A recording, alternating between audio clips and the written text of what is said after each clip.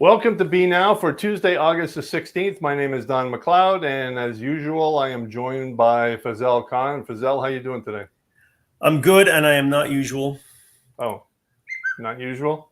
No. Yes, Okay. you're totally unusual. So from what I understand, you were telling me today is what? National what day? I think I saw the city tweet out, and I could be wrong. I don't know you're going to ask me. National Relaxation Day. I could verify it, but National Relaxation Day. So yeah. what is involved in it? Everyone's supposed to take the day off or just... Well, I took a nap. Oh, you took a nap. Really? You've taken naps on a regular basis over the last 2 years. Like, how is National Relaxation Day different from the last 2 years of COVID? I actually don't normally take naps. Today, I turned on the TV and I was watching some news, and I accidentally took a nap. So anyways, nobody cares about our naps. Let's talk about our agenda. All right, let's go. So what do we got first? You said today's episode is about candy and I meant candidates. Candidates. That's Yes. right. Don't forget October the 19th. The 19th of this week, August 19th, is the last day of the register. That is Friday. So if you want to register to run for any ward, whether it be city council, regional council, or school trustee, you got to register by the 19th. Hey, hang on, Don. I wasn't finished with the agenda. You're okay. All right. Well, I just thought I'd interject there. So the first one is our Manilla envelope. Oh, that's right. We're doing the Manilla envelope. Okay. Right. So we have 5. So the first one is Manilla. The second one is the Brampton boat race. Yep. This is probably the first year we're not going to go, but we're going to show you a video so that if you want to go, you know what to expect. We're going to talk about Andrea and Stephen. We're going to talk about what you started talking about, the Brampton Municipal Election. And then, as seen on social, we've got 3 things to talk about there. So, that's enough for one show, don't you think, Don? I think so. So let's start off with the Manilla envelope. What do we got, Faz? All right. So maybe you know what this is, Don, but I got an envelope with like a bunch of Jenga. You know what these might be? That is what is left of the barn that we paid or are going to be paying $1 million to put together. All right. So here's the fun part. That's it. That's all that's good. Left. That's all that's good out of the barn. Apparently, I finally, through the Freedom of Information, I got the document in regards to the barn and the architectural assessment of the barn. This is the $1 million barn that basically was bought by the Friends of Beauvert House for $20,000, stored at Sandalwood Parkway for 2 years. They called in an architectural firm to do a study on whether the beams were worthy or not, if they were up to par or they're rotting or they're pieces of garbage. Well, I finally got the official report from the city of Brampton. Took 60, 70 days, I think it was. But here's the interesting part that we're going to talk about next week. The architectural report is all the way it should be. But the conclusion at the end is totally different from one report to the next. Now, I got the original report. There was a draft report that was submitted to the city and to the David Barrick, who was the CEO at the time. That was in September of last year. This report that just came out hasn't even been submitted to the council as of yet, but the report they paid $16,000 to the architects for, the very end conclusions are totally different, and we're going to talk to you about it. It's how you massage a report from making it look bad to making it, oh, it's not so bad. Yeah, and, the question is who influenced how the report was presented. And, Don, you and I have experience in how staff reports are presented to make it look good or bad. Yeah, absolutely. Is regarding when we were running the Neighborhood Watch Brampton program, a report was written that was just completely skewed against us. And what ended up happening is council voted for another option, which cost, I think, a lot more, and we're never going to know what's being spent. That option right now is still operating. It's triple the cost at the minimum, triple the cost that we know in regards to staff, in regards to staffing for that program. Yeah. We know that because we follow it. It's triple right off the bat of what it is, and it hasn't accomplished anything close to what we accomplished when we were running the Neighborhood Watch program. But having said that, that's water under the bridge. We're going to talk about this next week in regards to how a report is presented and then how a report is massaged to say, oh, well, and the new CEO had a hand in this report and the old report was by David Barrick. So you're going to see the difference from one to the other. It's actually a case 101 how city staff does stuff. I don't say intentionally, but the way they present it, it's, oh, well, that's not too bad, right? Yeah, and I always give staff the benefit of the doubt, but after you sent me the information, I looked at it, it's like, wow, that's so. We'll talk about that more next week. We have too much going on this week to get into it. So that's all that's left of the barn. Basically, what the original report said in this report, only 20% of the beams that are there are usable to build the barn, which means you can't build the barn, and we'll get into the options next week and how much that's going to cost. Right. Okay, so the next one is the Brampton boat race. Yep. So Don, you and I, you were in the boat race last year. You didn't. Your team didn't do very well. I was doing the camera. I was filled with young students. You gave me students. You didn't give me anybody else. They were strong, capable. No, they weren't. They were skinny little rats. I mean, we're talking high school students here. They got no muscle on them. So is Brampton Focus running a team this year? No, we're not running a team this year. Unfortunately, some of our students, they're basically with us, but they're not with us. They're back and forth between London, Waterloo, high school or university students. So we don't have that. We didn't have enough time. We're doing some other stuff on the side with our students this year. But if you wanted to register for the boat race, you go to bramptonboatrace.ca and you'll find all the information. It is this Saturday at Professor's Lake. It is the 12th annual one, and let's see some footage from the 11th. Here we go. Ladies and gentlemen, welcome again to the 11th annual Brampton Boat Race. We are so happy and excited to have all of you here. Brampton Malayali Samajatinte Sagarya Hangaravum ഞങ്ങളുടെ മുഖ്യ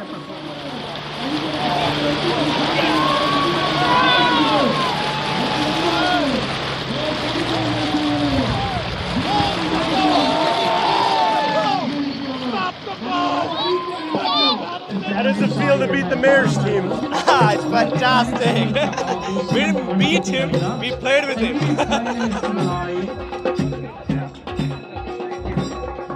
ഉടലെടുപ്പുമായിരുന്നില്ല.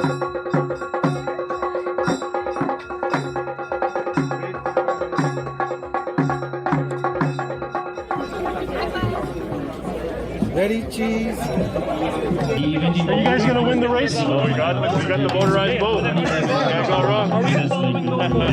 We got the shot, Brandon.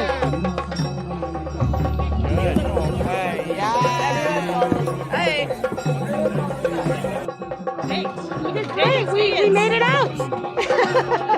We had lots of fun. Yeah. This is a great event at Professor's Lake.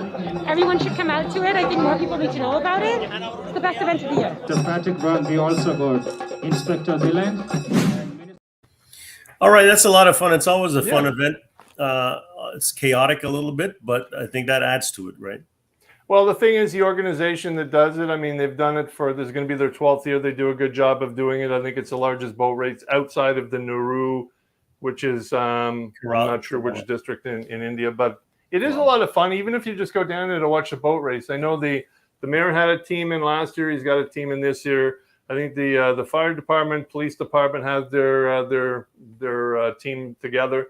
There's a couple other teams. It's a dead heat. It's basically, it's one shot. You either advance or you don't advance. There's no. It's a dead heat. So you're in the boat. Like you're ready to go. 3 or 4 boats going at the same time. Whoever wins moves on to the next round. Absolutely, it's an elimination round, but it is a lot of fun. If you can get 11 people together, you can register a boat. I forget how much we paid to enter it.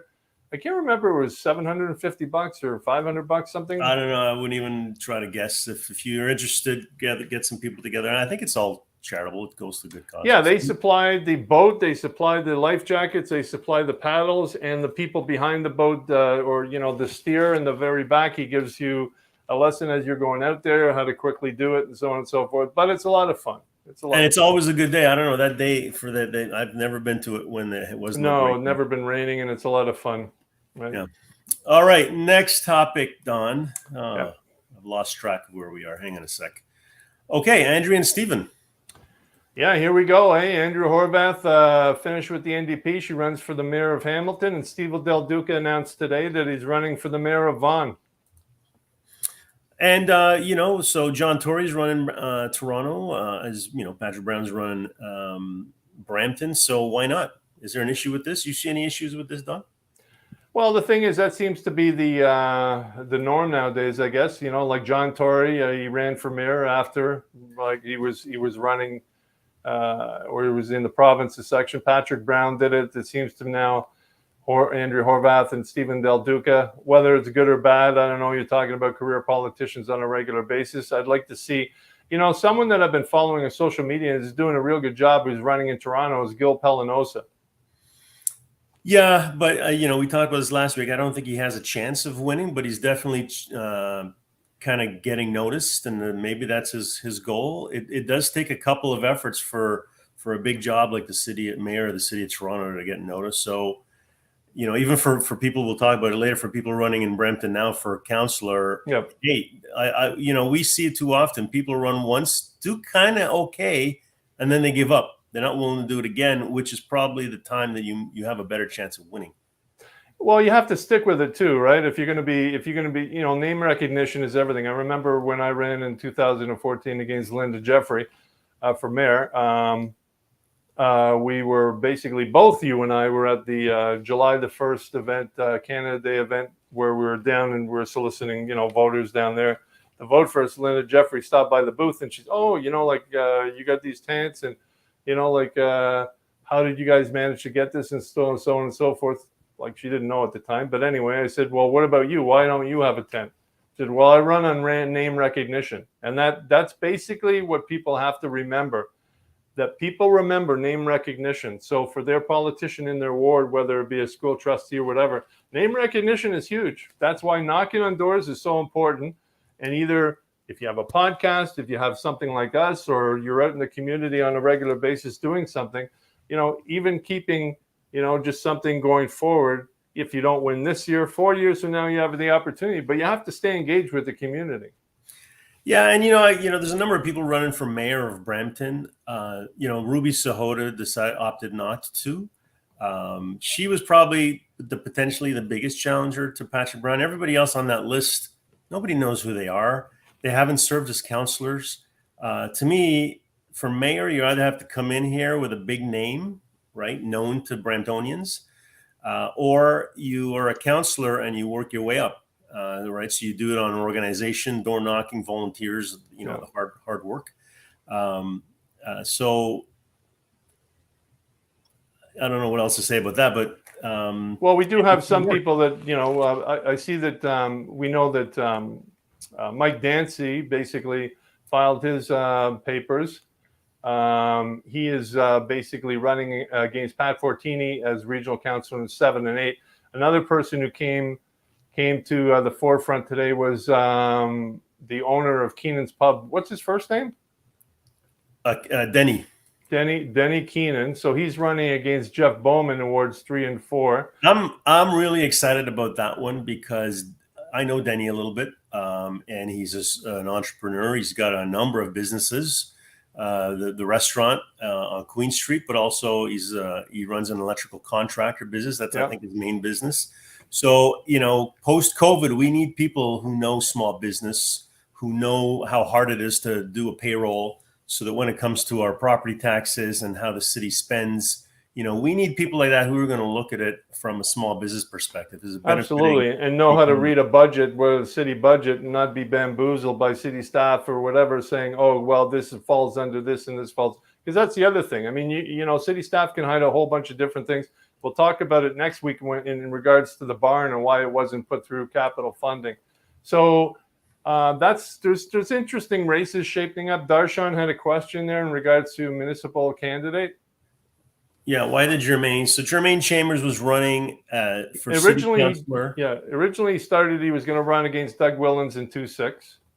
Yeah, and then he switched to go after the mayor's position and started slagging the mayor. And and I guess once the mayor came in, he realized he had this is conjecture, Darshan, no chance of winning.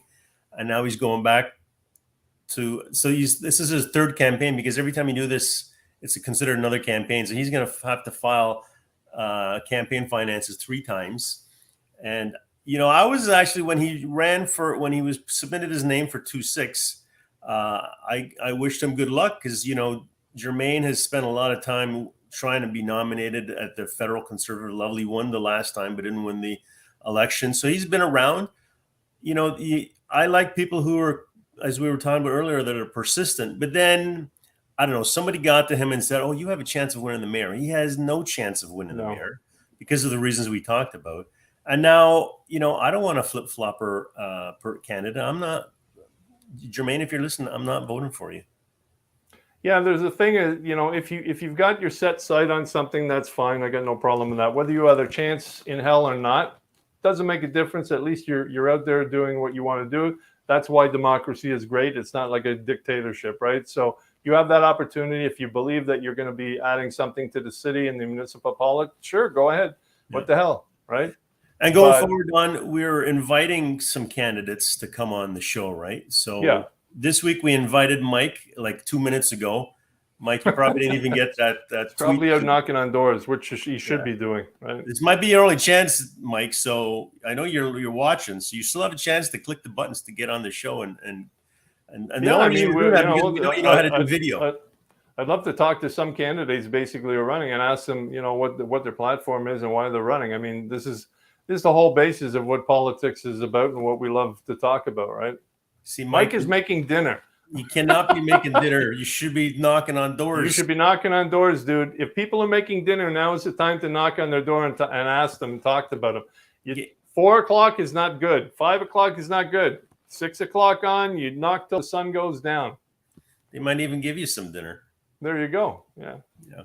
Okay, so we got like Azad Goyat, who is also a candidate running in 910 against, I'm not even going to say the guy's name.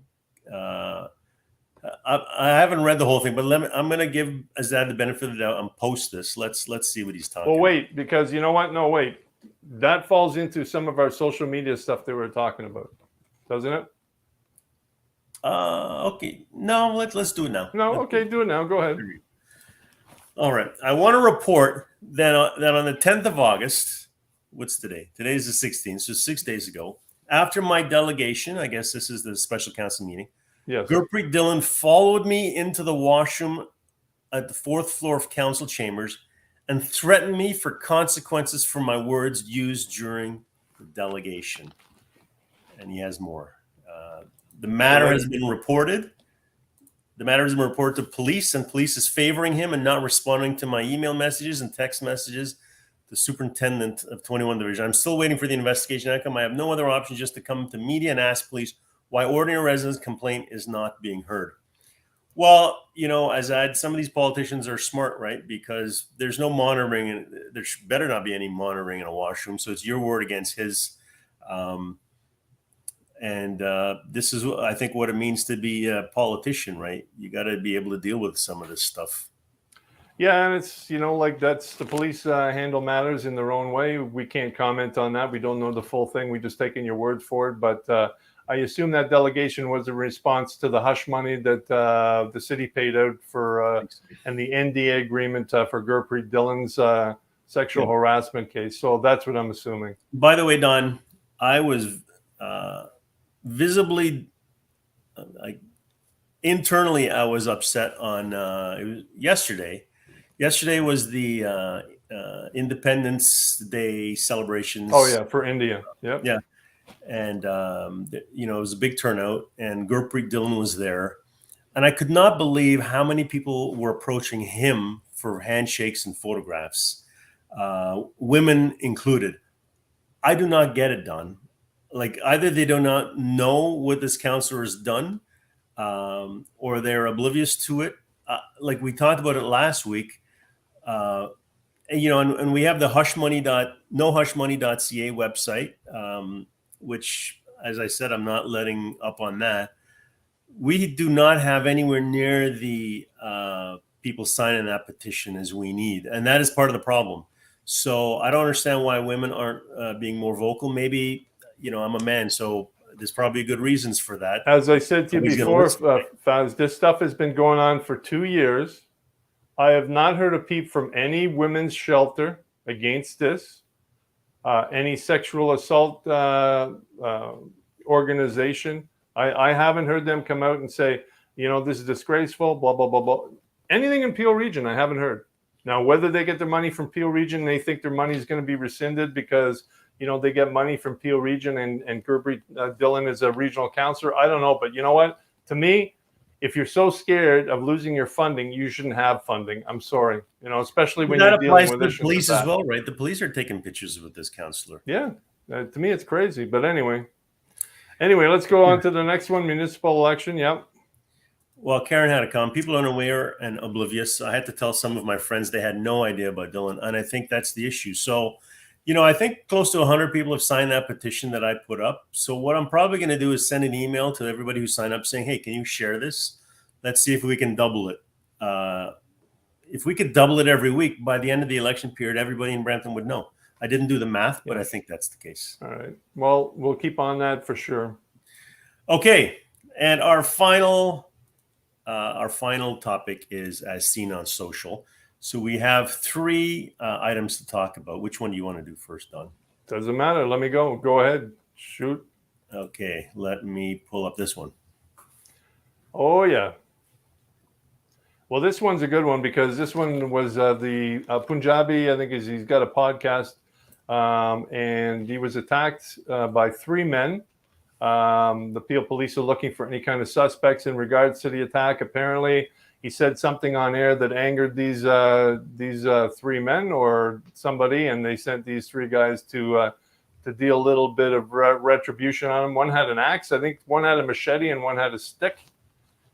I think two of them had an axe. I could be wrong though, but does it really matter? They were brutal. Right. On social media, I said they're savages because the victim, I think, had I could be wrong again, over 100 stitches. I think he lost a toe. He's got permanent life-altering injuries he's going to have to deal with.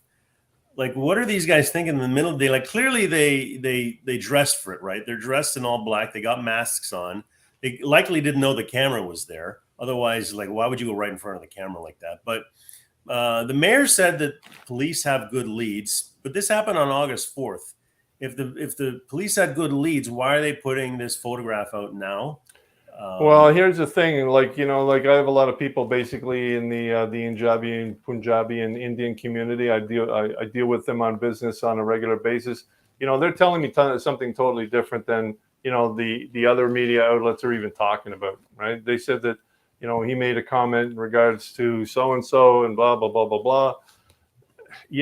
So it's all within that ethnic community that there's somebody that he basically pissed off on air and they decide to take retribution. So, Yeah, but somebody should know one of these guys, or one of them should be, man enough to kind of realize what he's done and just go to the police with his lawyers. Yeah, well, that's something that seems to be happening. If you follow the police reports on Twitter, like we have, there's been a lot of shootings lately. There's been a lot of carjackings. There's been a lot of accidents are a regular occurrence at Brampton, but there seems to be an uptick in regards to a lot of firearms seized on regular stops and so on and so forth. So it's a trend that has to be reversed pretty quick. Okay, our next seen on social, and this is my picture, Don. That is your picture you took what? Today? Yesterday? I took it on Saturday. Okay. That's the second picture I took. The first picture I took was over a year ago at the same intersection where a drunk driver had smashed into that. I don't even know what you call those things, but it's like a Brampton Right. Block fence with a garden in front of it at the intersection. But a drunk driver smashed in from the behind there. Police charged him. I'm assuming insurance is covering it. And this is the state of it over a year ago. It's at the intersection of Steeles and Financial, which is Ward 3 and 4, Councillor Bowman and Councillor Medeiros. I don't get it. And, somebody online was saying, oh, that's because of Patrick Brown's tax freeze. No, it's not. How much is if it's insurance? Why isn't insurance just like? Well, here's the thing. We have a regular viewer that basically comments. I mean, I think about 4 or 5 shows ago, we did we showed a whole bunch of slides in regards to city staff and getting stuff fixed, and some of the stuff took over a year. I think somebody has to take a look at that department, basically, right? Whether it be bylaw or whether it be in regards to city staff repairing stuff, throwing up 3 pylons. I mean, come on, guys, really? If you're not going to fix it, tear it down and just run a fence along there or something. But the state of repair, the grass is not good either. But it's like, you know what? You let a city look run down, there's going to have, people. Although along Financial today, I was driving and there was a crew weed whacking, the weeds on the sidewalk and all that. And then there was a couple of people picking up litter along the way because there was a lot of litter.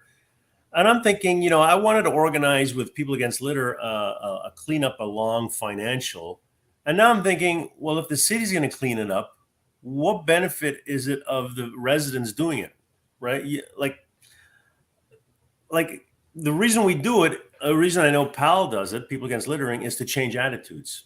But if the city's going to do it and there's no incentive for people to do it, why should people do it? I think that's the problem we have right now in Brampton. Yeah, but I think, a lot of it goes into mindset too. If you go I spent years in Germany, basically, when I was stationed in Lahr. It's a different mindset. To the Germans, if you drop a piece of garbage on the ground and somebody sees you, they'll go over and they'll give you shit. Yeah. All right. And it's totally different here. People just throw stuff out the windows. Garbage is all over the place. So it is a mindset. Actually, at the flag raising, the Indian flag raising yesterday, I saw a kid, must have been 6 or 7, water bottle. There's a little fountain there. Yeah. Just threw it in there. And I'm not going to say anything to the kid because the parents probably there and they're going to tell me I'm in the wrong. But I couldn't understand that mentality of a child doing that. Yeah, well, that's the problem, right? It's got to be a mentality and a mindset. It's like dealing with traffic over here as compared to over in Europe. It's totally different. So it's a mindset for a lot of people, but if nobody says anything at the same time, it's like, yeah, you can have organizations like PAL picking up garbage, but the city and the taxes and everything else go hand in hand. But at the same time, social responsibility is there as well. So, I think, campaigns going forward are good for that. I mean, you have to, some people just don't give a damn and you're not going to change your mind. But, at the same time, like I said to you before, you try that stuff over and go to Thailand or go to the Philippines and try and do that. You'll end up in jail. Yeah, I was in Singapore and the subways are spotless. Yeah. And there's no way I was going to bring any kind of food onto their subway system. Karen talks about the stolen bronze. Well, that's probably when bronze was basically the COMEX and copper was high. So basically for bronze, they'd be paying somewhere over like $3 a pound. So they rip it off and take it to a scrap dealer. Well, I know where you can find one now, Karen.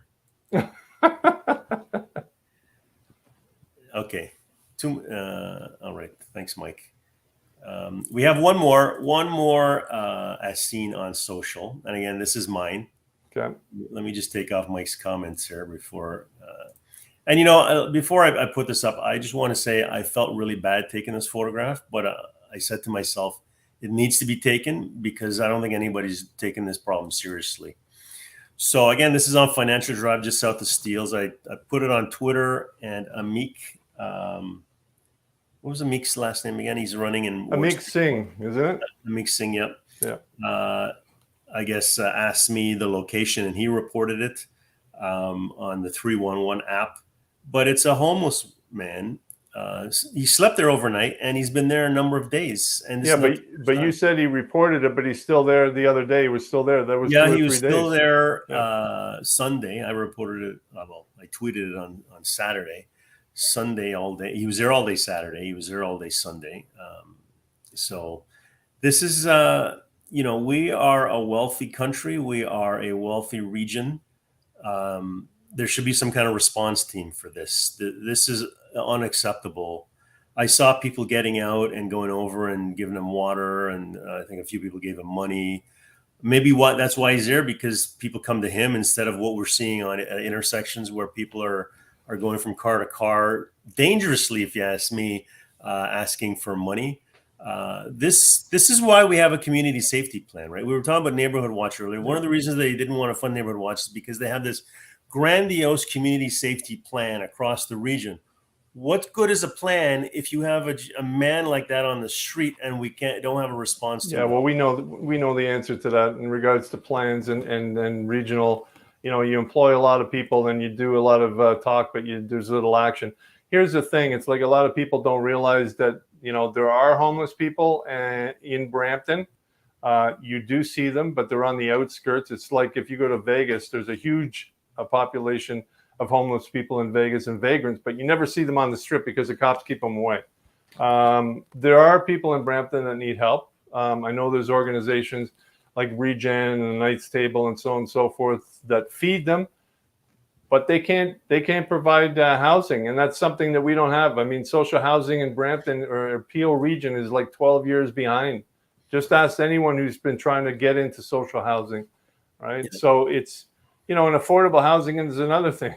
I mean, obviously, this guy's not going to be able to buy a house at $1 million plus.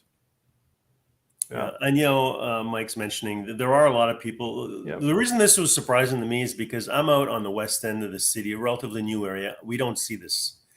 Crime is relatively low in our area. It's the first time I'm seeing. I know in other parts of the city, as Mike was saying, especially along the Etobicoke Creek, I know there's people who camp out there when the weather's good. This is we can't hide from this, right? It's in a municipal election time. Candidates should have policies in place to address this. We spend more than enough money that we should have solutions to help these people. The root causes, right? The community safety plan is supposed to address root causes. What are the root causes? Why can't we figure it out? Why can't we have some kind of response to it? Yeah, and there's a whole bunch of questions that need to be answered in that regard. There's a whole bunch of things, and it's like, just feeding them is enabling them, right? I mean, like we have the backyard garden program that Councillor Willens implemented, and it costs $250,000 to supply vegetable. Yeah, okay, great. Vegetables are good, but they have a short shelf life. You're not going to do it in the wintertime. And it's like, okay, you can only have so many cabbages to Regen and other organizations that make lunches for people. And it's like, that is not solving the problem. That's basically enabling the problem. Right? You go by Grace United on a regular basis, as I do when you drive up around across Main Street and stuff like that. There are always people, different, transients hanging out.